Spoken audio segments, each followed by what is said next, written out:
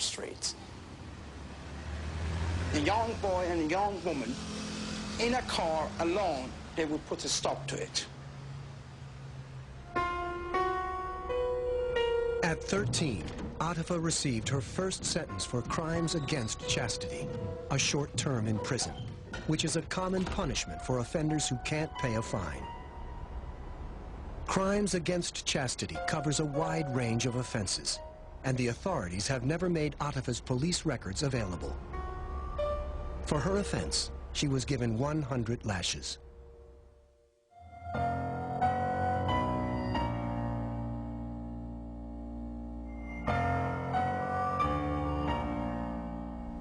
I personally have seen people being lashed. Sometimes they got a bench, it's a long bench that they would ask them to lie down on it, and they would tie up their feet, and they would tie their hands underneath of the bench. The usual way of administration lashes is that they would start it from your hitting your feet and then go up to back of your neck. Amitis Mayan was given 40 lashes for being alone in a car with her male cousin. Let me wear my jacket. He said, no, remove it. You have to take the lashes without clothes. With just one very thin blouse I was wearing. From here till the end of my legs, they lashed, and they lashed very badly. I cannot forget that part of my life. It's all the time in my mind. I cannot clean it from my mind. In Iran, a girl convicted of crimes against chastity can become a target for abuse. 16-year-old Atifa Sahala complained of sexual abuse by prison guards. Something similar happened to Amitis Mayan, who was drugged and raped by 2 revolutionary guards after her release from prison. He said, where are you going? We have car, we can give you a lift. They insisted too much. I said, okay, no problem. Suddenly, I saw something like a tissue, you know, like a chloroform. When I got up, I was falling like this on the floor. Suddenly I got up. I saw it's dark and I can't see anything. I didn't know where am I. Soon after Atifa was released, she fell victim to a man who became the catalyst for her downfall. A former revolutionary guard, now a taxi driver, named Ali Dorabi. Dorabi was a 51-year-old married man with children. Atifa was just 13 when he began a relationship with her that she says ended in rape. He was even older than Atifa's own father.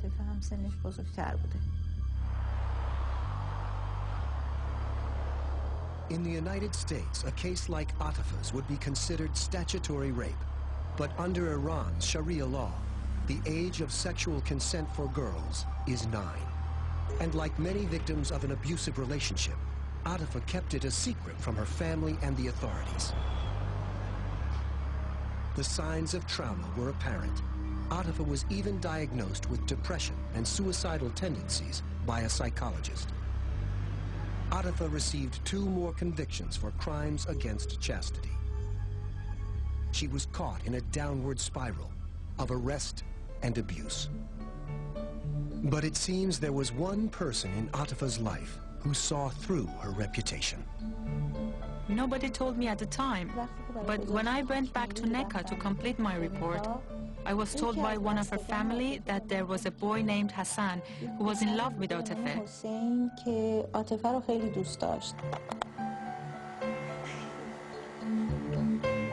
Atifa used to say he was very kind with her. He used to cut her hair and buy beautiful clothes for her.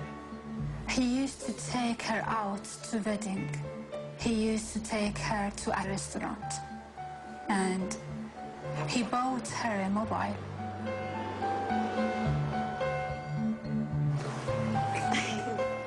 He could have made her happy.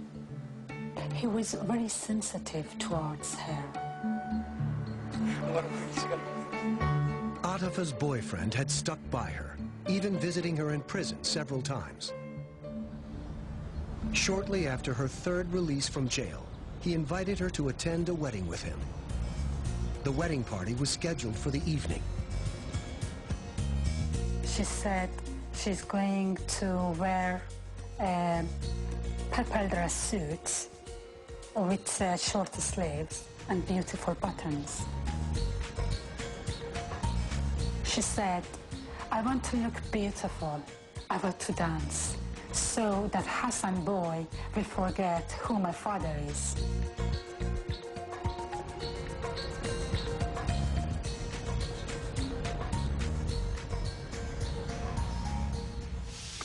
Before Atifa could go to the wedding, she had to prepare a meal for her grandparents. She sent her grandfather to buy some tomatoes. She had cooked chicken and was preparing some rice. And then they came along and arrested her. My father was told by the neighbors that Atifa had been taken away by the morality police. Everything was still on the stove when he got back, and neighbors had to turn everything off because he couldn't do it himself. The circumstances of this arrest were unusual. The moral police gave as the reason for it a petition submitted by the locals of the area. Atifa Sahala is a source of immorality, has been having sexual relations with various men, and has left no dignity for anyone in the area. She's a terrible influence on local schoolgirls. The petition had no signatures, except those of the moral policemen who had presented it. This, I think, is very unusual. It looks like a fabrication to me rather than anything else. Just 3 days after her arrest, Atifa was brought to court in the neighboring town of Beshar. Atifa was to be tried once again for crimes against chastity in a revolutionary court and according to Sharia law, which, since the time of the revolution, is Iran's highest legal authority.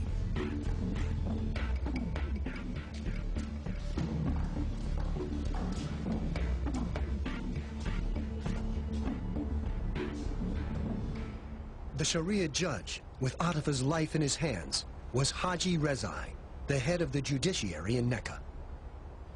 The judge is the ultimate power in that court. He acts as jury, he acts as a prosecution, he questions you, he deals with evidence. In this case, as I'm aware, he personally conducted the case in details, questions her in details.